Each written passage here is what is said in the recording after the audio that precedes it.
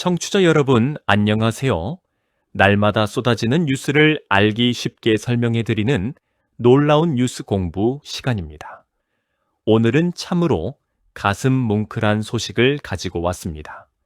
한때 우리가 그렇게 부러워하며 배우려고 애썼던 나라, 바로 일본이 이번에는 거꾸로 우리 대한민국을 향해 손을 내밀었다는 이야기입니다. 그것도 다른 일이 아니라 배를 만드는 조선 기술을 가르쳐 달라고 말입니다. 여러분, 참 세월이 무상하다는 말이 이럴 때 쓰는 말인가 봅니다. 불과 4, 50년 전만 해도 우리가 일본 조선소 앞에서 한 수 가르쳐 달라고 머리를 숙이던 시절이 있었습니다. 그런데 이제는 그 입장이 완전히 뒤바뀐 것입니다. 오늘은 이 놀라운 이야기를 처음부터 차근차근 아주 쉽게 풀어드리겠습니다. 본격적인 이야기에 들어가기 전에 한 가지 부탁의 말씀을 먼저 드리고 싶습니다. 이 놀라운 뉴스 공부가 더 많은 어르신들께 더 멀리 닿을 수 있도록 화면 아래에 있는 좋아요 단추와 구독 단추를 꼭 한번 눌러주시면 큰 힘이 됩니다. 여러분의 작은 손길 하나가 세상을 더 넓게 보고 싶은 다른 분들께도 따뜻한 배움의 길을 열어드리는 일이 됩니다. 자, 그럼 이제 본격적으로 이야기를 시작해 보겠습니다. 먼저 가장 최근에 나온 뉴스부터 말씀드리겠습니다. 지난 6월 15일이었습니다. 일본의 유명한 경제신문인 니혼 에이자이 신문이 아주 깜짝 놀랄 만한 소식을 전했습니다. 일본 정부와 일본의 큰 조선 회사들이 한국에게 배 만드는 기술을 협력해 달라고 요청하는 방안을 검토하고 있다는 것입니다. 여기서 잠깐 어떤 배를 말하는 것인지부터 알려드리겠습니다. 바로 LNG 운반선이라는 배입니다. LNG라는 말이 조금 어렵게 들리실 수 있습니다. 쉽게 풀어드리면 가스를 아주 차갑게 얼려서 액체로 만든 것을 LNG라고 부릅니다. 우리가 집에서 밥을 짓고 보일러를 돌릴 때 쓰는 바로 그 도시가스의 원료입니다. 그런데 이 가스를 그냥 기체 상태로 두면 부피가 너무 커서 한 번에 많이 옮길 수가 없습니다. 그래서 영하 160도라는 상상도 못할 만큼 차가운 온도로 꽁꽁 얼려서 액체로 만든 다음에 큰 배에 실어 나르는 것입니다. 그 배를 바로 LNG 운반선이라고 부릅니다. 이 LNG 운반선은 그냥 평범한 배가 아닙니다. 영하 160도의 차가운 가스를 안전하게 담아서 바다 위를 몇 날 며칠 항해해야 합니다. 만약 조금이라도 새어나오거나 온도 관리가 잘못되면 큰 사고로 이어질 수 있습니다. 그래서 이 배를 만드는 일은 배 만드는 기술 중에서도 가장 어렵고 가장 값비싼 최고의 기술로 꼽힙니다. 흔히 조선업계에서는 이 배를 두고 바다 위의 보석이라고 부르기도 합니다.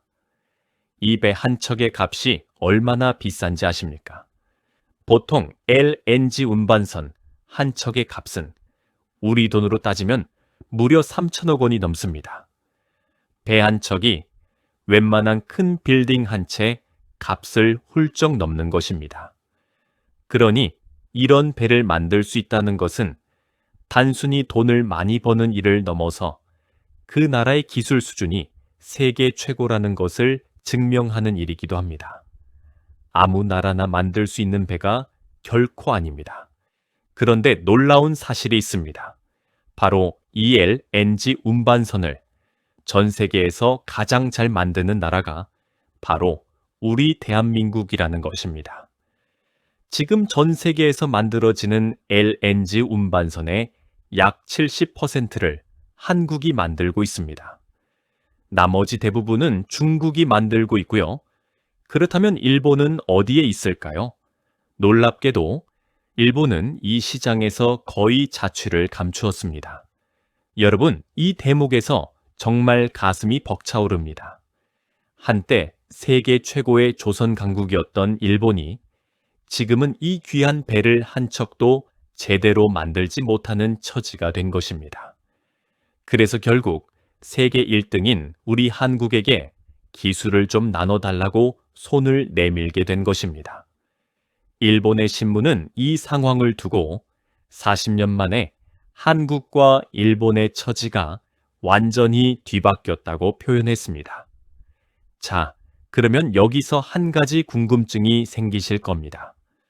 도대체 일본은 왜 이렇게까지 되었을까요? 그리고 왜 지금 와서 그토록 자존심 강한 일본이 한국에게 고개를 숙이게 되었을까요? 이 이야기를 제대로 이해하시려면 먼저 일본 조선업이 어쩌다가 이렇게 쇠락하게 되었는지부터 알아야 합니다. 그 이야기를 지금부터 들려드리겠습니다. 일본은 옛날에 정말로 대단한 나라였습니다. 배 만드는 일에 있어서는 한때 세계에서 따라올 나라가 없었습니다.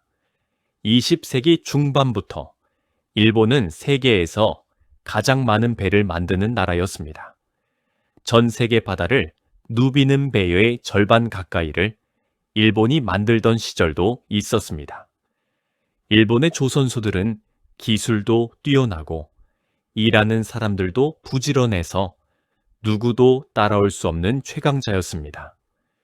그 시절 일본의 조선소들은 전 세계가 부러워하는 곳이었습니다.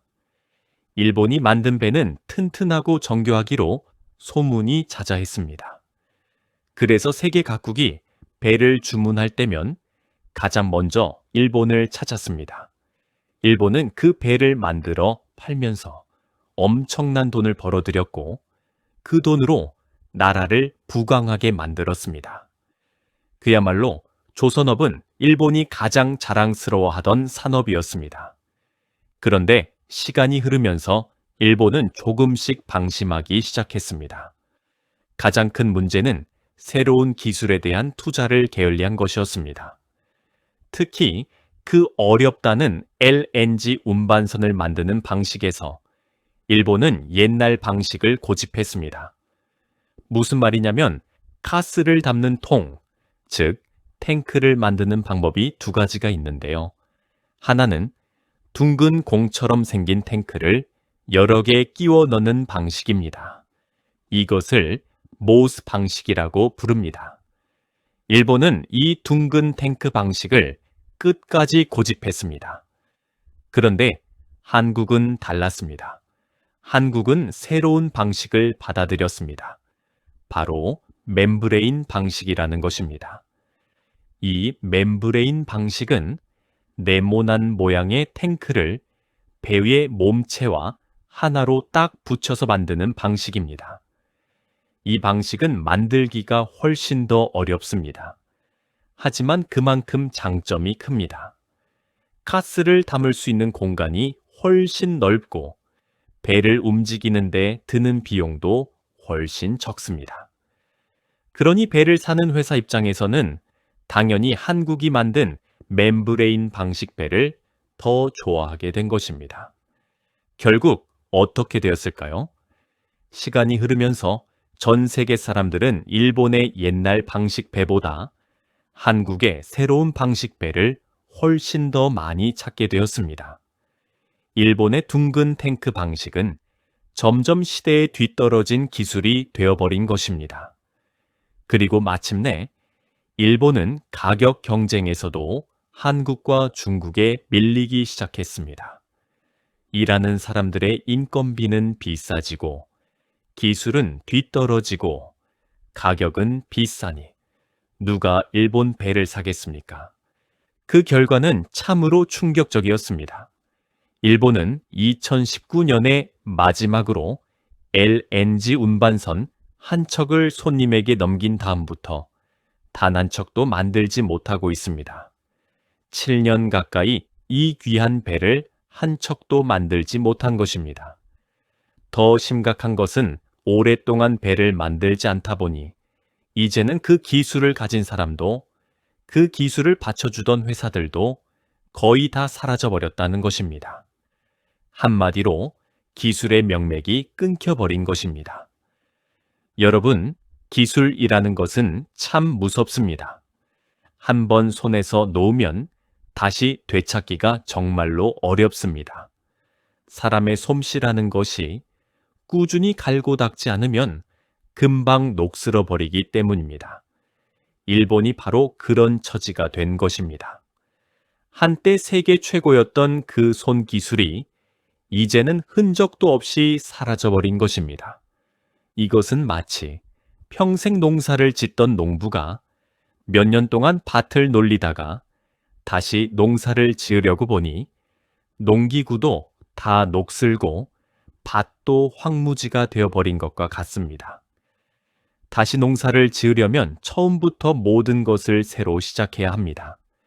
일본의 조선업이 딱 그런 상황입니다. 배를 만들던 숙련된 기술자들은 이미 나이가 들어 은퇴했거나 다른 일을 찾아 떠났습니다. 배를 만드는 데 필요한 수많은 부품을 대주던 회사들도 일감이 없어지자 모두 문을 닫았습니다. 실제로 한 보고서를 보면 일본의 조선소가 받는 바의 주문은 한국에 비해 형편없이 적습니다. 조선소 한 곳당 받는 주문을 비교해 보면 한국이 일본보다 5배가 넘게 많습니다. 그만큼 일본 조선업은 활력을 완전히 잃어버린 것입니다. 한때 세계를 호령하던 나라가 이렇게까지 쇠락할 수 있다는 사실이 참으로 많은 것을 생각하게 합니다. 그렇다면 일본은 왜 지금 와서 그토록 어렵고 돈도 많이 드는 이 배를 다시 만들겠다고 나선 것일까요? 단순히 돈을 벌기 위해서가 아닙니다. 사실은 나라의 안전, 즉 에너지 안보 때문입니다. 이 부분이 아주 중요하니 잠시 후 후반부에서 더 자세히 말씀드리겠습니다. 그 이야기를 이어가기 전에 다시 한번 따뜻한 부탁의 말씀을 드리고 싶습니다. 여러분, 이렇게 어려운 세상 돌아가는 이야기를 끝까지 함께 들어주셔서 진심으로 고맙습니다. 혹시 이 시간이 조금이라도 도움이 되셨다면 구독 단추를 한번 눌러주십시오. 그리고 좋아요도 함께 눌러주시면 저희가 더 좋은 이야기로 여러분의 하루하루를 채워드릴 수 있습니다. 배움에는 나이가 없다고 합니다. 여러분이 보내주시는 그 관심이 저희에게는 가장 큰 응원입니다. 자, 이제 후반부 이야기를 시작하겠습니다. 앞에서 말씀드린 일본이 왜 이 어려운 배를 다시 만들려고 하는지 그 진짜 이유를 알려드리겠습니다. 바로 에너지 안보 때문입니다. 에너지 안보라는 말이 어렵게 들리실 수 있는데요. 쉽게 말하면 우리나라가 쓸 기름이나 가스 같은 연료를 언제든 안전하게 구할 수 있도록 지키는 것을 말합니다. 일본은 섬나라입니다. 사방이 온통 바다로 둘러싸여 있습니다. 그래서 다른 나라처럼 땅 밑으로 긴 관을 연결해서 가스를 받아올 수가 없습니다. 우리가 흔히 가스관이라고 부르는 그 긴 관 말입니다. 유럽 같은 곳은 이웃 나라에서 가스관을 통해 가스를 받아옵니다. 하지만 일본은 섬나라라서 그렇게 할 수가 없습니다. 오직 배에 실어서 바다로 날아오는 방법밖에 없습니다. 그런데 일본은 발전소를 돌리고 집집마다 도시가스를 공급하는 데 쓰는 가스의 무려 98%를 모두 외국에서 수입해 옵니다. 거의 전부를 외국에 의존하고 있는 셈입니다. 그러니 일본 입장에서는 이 가스를 실어 나르는 LNG 운반선이 그야말로 나라의 생명줄이나 다름없습니다. 만약 무슨 일이 생겨서 이 배들을 구하지 못하게 되면 일본은 당장 전기도 끊기고 난방도 못하는 위기에 빠질 수 있습니다. 지금 일본이 가스를 실어 나르는 데 쓰는 배는 약 100척 정도라고 합니다. 그런데 배라는 것도 오래 쓰면 낡습니다. 보통 20년 정도 쓰면 3배로 바꿔야 합니다. 그러니 일본은 매년 5척 정도의 세배를 안정적으로 만들 수 있어야 안심할 수 있다고 보는 것입니다. 그런데 자기 나라에서 만들 능력이 없으니 얼마나 답답하겠습니까? 그래서 결국 세계 최고인 한국에게 도움을 청하게 된 것입니다. 일본 정부는 아주 큰 결심을 했습니다. 다카이치 사내 총리가 이끄는 일본 정부는 인공지능과 반도체, 그리고 조선업을 포함한 17개의 중요한 산업을 골라서 나라가 직접 키우겠다고 나섰습니다. 그 중에서도 조선업을 되살리는 일에 엄청난 돈을 쏟아붓기로 했습니다.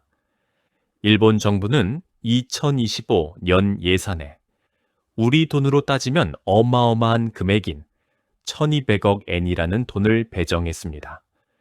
그리고 2035년까지 배 만드는 양을 지금의 2배로 늘리겠다는 목표도 세웠습니다.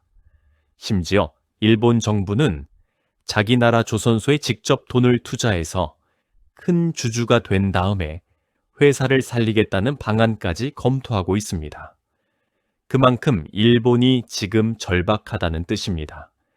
한때 세계를 호령하던 조선 강국이 이제는 나라가 직접 나서서 겨우겨우 살려보려고 안간힘을 쓰고 있는 것입니다. 자, 그러면 이제 우리 대한민국 이야기를 해보겠습니다. 여러분, 우리가 처음부터 이렇게 잘났던 것은 아닙니다. 사실 우리도 한때는 일본을 보고 배우던 시절이 있었습니다. 지금 들으면 믿기지 않으실 겁니다.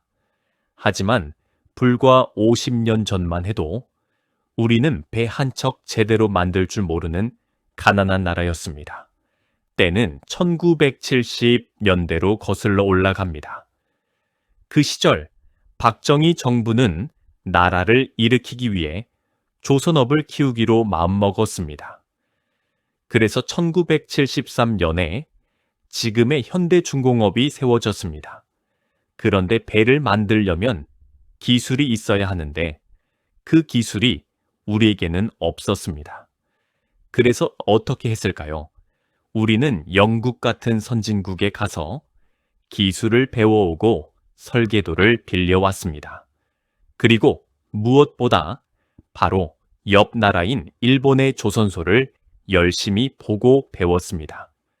여러분, 그 시절 우리 선배들의 모습을 한번 상상해 보십시오. 정주영 회장이라는 분이 계셨습니다. 이분이 조선소를 지을 돈을 빌리기 위해 영국으로 건너갔습니다. 그때 정주영 회장은 우리 옛날 500원짜리 지폐에 그려진 거북선 그림을 보여주면서 이렇게 말했다고 합니다. 우리 한국은 이미 400년 전에 철로 만든 거북선이라는 배를 만든 민족이라고 말입니다. 비록 지금은 가난하지만 우리에게는 그런 저력이 있다고 외국 은행을 설득한 것입니다. 생각해 보십시오. 배를 만들 조선소도 아직 없었습니다. 그저 황량한 바닷가 모래밭 사진 한 장과 외국에서 빌려온 설계도 한 장을 들고 외국 은행을 찾아가서 돈을 빌려달라고 한 것입니다. 그것도 거북선 그림이 그려진 지폐 한 장을 내밀면서 말입니다. 보통 사람 같으면 엄두도 못 낼 일을 우리 선배들은 그렇게 맨손으로 시작했습니다. 그 배짱과 끈기가 오늘날 우리 조선업의 출발점이 된 것입니다. 그렇게 어렵게 돈을 빌리고 외국의 기술을 배우면서 우리 조선업은 한 걸음 한 걸음 나아갔습니다. 일본의 조선소가 어떻게 일하는지, 어떻게 배를 만드는지 그 운영 방식을 하나하나 열심히 따라 배웠습니다. 그 시절 우리에게 일본은 너무나 높고 큰 산처럼 느껴졌습니다. 언제쯤 저 일본을 따라잡을 수 있을까? 그런 생각을 하며 밤낮 없이 일했습니다. 여러분 중에도 그 시절을 직접 겪으신 분들이 많으실 겁니다. 변변한 기술 하나 없던 가난한 나라에서 오로지 부지런함과 성실함 하나로 밤낮을 가리지 않고 일하셨던 그 시절 말입니다.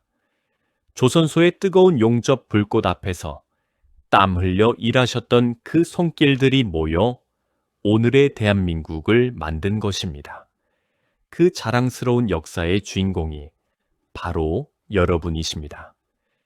그런데 우리 한국 사람들에게는 정말 대단한 점이 있었습니다. 바로 한 번 배우면 멈추지 않고 더 높은 곳을 향해 나아가는 끈기였습니다. 우리는 단순히 일본을 따라 하는데 그치지 않았습니다.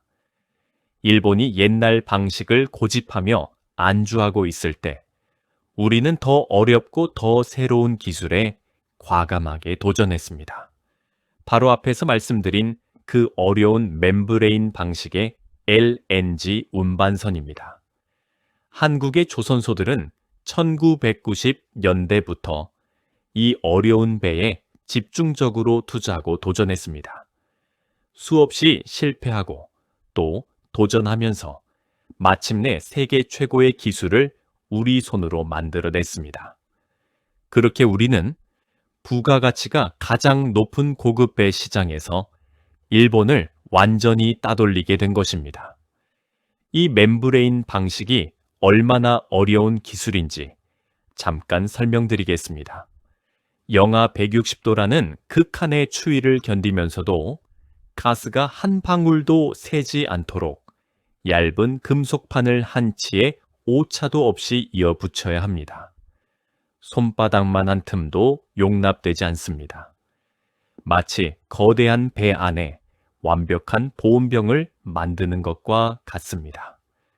이 일을 해내려면 오랜 세월 갈고 닦은 숙련된 기술자와 정교한 설계 능력이 반드시 필요합니다. 일본이 어렵다고 포기한 그 일을 우리 한국은 끝내 해낸 것입니다.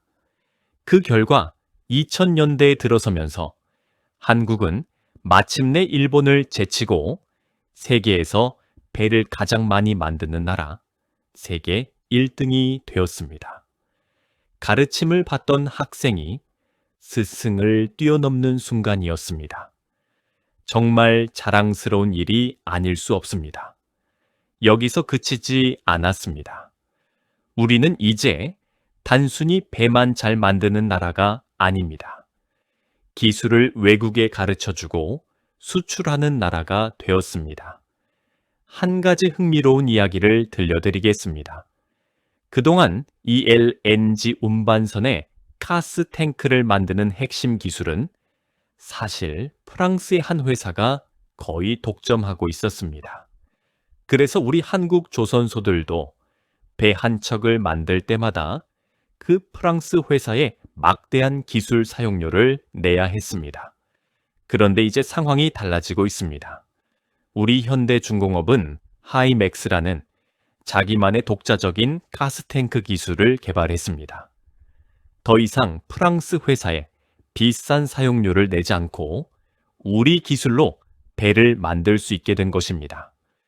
그리고 이번에 일본이 기술을 도와달라고 요청해 온다면 오히려 우리가 일본에게 이 하이맥스 기술을 사용료를 받고 팔 수도 있다는 이야기까지 나오고 있습니다.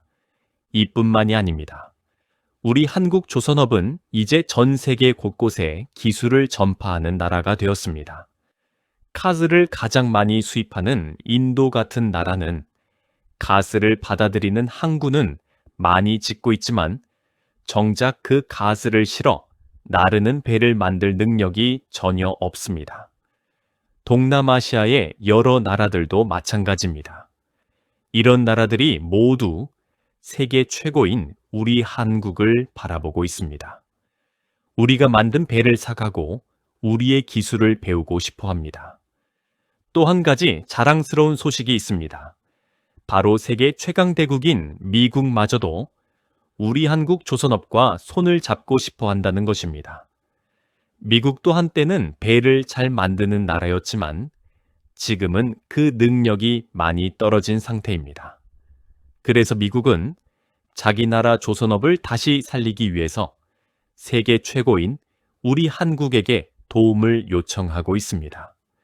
한국과 미국이 함께 손을 잡고 조선업을 키우자는 큰 계획까지 추진되고 있습니다. 여러분, 이것이 무슨 뜻인지 아시겠습니까? 우리가 옛날에 일본에게 그리고 프랑스에게 기술을 배우고 사용료를 내던 처지였는데, 이제는 거꾸로 우리가 일본에게 기술을 가르쳐주고 사용료를 받는 처지가 된 것입니다. 정말이지 천지가 개벽할 일이 아닐 수 없습니다. 물론 우리 조선업계가 마냥 좋아하기만 하는 것은 아닙니다. 신중한 목소리도 있습니다. 일본에게 우리의 귀한 핵심 기술을 함부로 넘겨주면 결국 우리의 경쟁자를 우리 손으로 키우는 꼴이 될 수도 있기 때문입니다. 그래서 우리 조선업계는 기술을 통째로 넘기는 일에는 아주 신중한 입장입니다. 한 대학 교수님은 이렇게 말했습니다. 일본의 기술을 넘기면 결국 우리 경쟁 상대를 키우는 결과가 될 수 있다고 말입니다. 다만 여기에는 또 다른 큰 그림도 있습니다. 요즘 중국이 무서운 속도로 우리를 추격해오고 있습니다. 그래서 한국과 일본이 손을 잡으면 중국으로 넘어갈 수 있는 아시아 시장을 함께 지킬 수 있다는 계산도 나옵니다. 또 미국도 최근 한국 조선업과 손을 잡고 싶어 합니다. 그래서 한국과 미국, 일본이 함께 협력하자는 이야기도 오가고 있습니다. 세상이 참 복잡하게 돌아가고 있지요. 하지만 그 복잡한 이야기의 한가운데에 바로 우리 대한민국이 당당하게 서 있다는 사실이 무엇보다 중요합니다. 여기까지 오늘의 긴 이야기를 함께 해주신 청취자 여러분, 정말 고맙습니다. 이야기를 마무리하기 전에 마지막으로 한 가지만 더 부탁드리겠습니다. 오늘 이 이야기가 여러분의 마음에 작은 자부심을 심어드렸다면 그 마음을 다른 분들과도 나눠주십시오. 구독과 좋아요를 눌러주시면 더 많은 어르신들이 이 자랑스러운 이야기를 함께 들으실 수 있습니다. 여러분 한 분 한 분이 저희에게는 세상에서 가장 귀한 보물입니다. 자, 그럼 이제 오늘 들려드린 이야기를 짧게 다시 한번 정리해 보겠습니다. 첫째, 일본이 7년 만에 LNG 운반선을 다시 만들기로 하면서 세계 1등인 한국에게 기술을 도와달라고 손을 내밀었습니다. 둘째, 일본은 한때 세계 최고의 조선 강국이었지만 새로운 기술에 대한 투자를 게을리하면서 그 기술의 명맥이 끊기고 말았습니다. 셋째, 일본이 이 어려운 배를 다시 만들려는 이유는 돈벌이보다는 가스를 안정적으로 들여오기 위한 나라의 안전 때문입니다. 넷째, 우리 한국은 50년 전만 해도 일본을 보고 배우던 처지였지만 끊임없는 도전으로 마침내 일본을 뛰어넘어 세계 1등이 되었습니다. 다섯째, 이제는 거꾸로 우리가 일본에게 그리고 세계에 기술을 가르쳐주고 수출하는 자랑스러운 나라가 되었습니다. 배우던 나라에서 가르치는 나라로 완전히 거듭난 것입니다. 여러분, 오늘 이 이야기는 단순한 조선업 이야기가 아닙니다. 가난하고 힘없던 우리나라가 어떻게 세계 최고의 자리에 올랐는지를 보여주는 우리 모두의 자랑스러운 역사 이야기입니다. 그리고 그 역사의 한복판에는 바로 여러분 같은 어르신들의 피와 땀과 눈물이 있었습니다. 오늘 이 자랑스러운 소식을 여러분과 함께 나눌 수 있어서 저희도 참 행복했습니다. 오늘의 뉴스 공부 많이 유익하셨나요? 매일매일 세상을 보는 눈을 넓혀가는 시간, 놀라운 뉴스 공부는 오늘도 계속됩니다. 청취자 여러분, 그럼 다음 시간에 또 뵙겠습니다.